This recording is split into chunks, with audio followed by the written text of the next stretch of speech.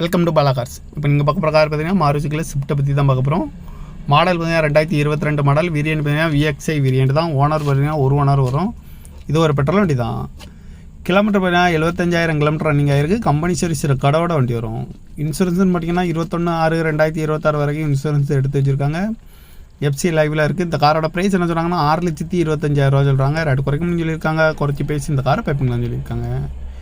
AC வந்துடும், power sharing, power window, APS, air bag 2 air bag வந்துடும், parking sensor இருக்குது, remote lock வந்துடும்.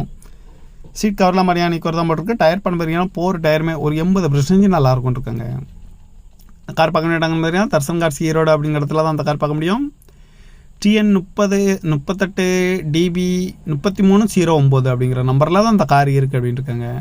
Owner பார்த்தீங்கன்னா ஒரு ஓனர். இது ஒரு பெட்ரோல் வண்டி தான். காரோட ப்ரைஸ் என்ன சொல்கிறாங்கன்னா 6,25,000 சொல்கிறாங்க. ரேட்டு குறைக்கணும்னு சொல்லியிருக்காங்க. குறைச்சி பேசி இந்த காரை பைப்பிங்களான்னு சொல்லியிருக்காங்க.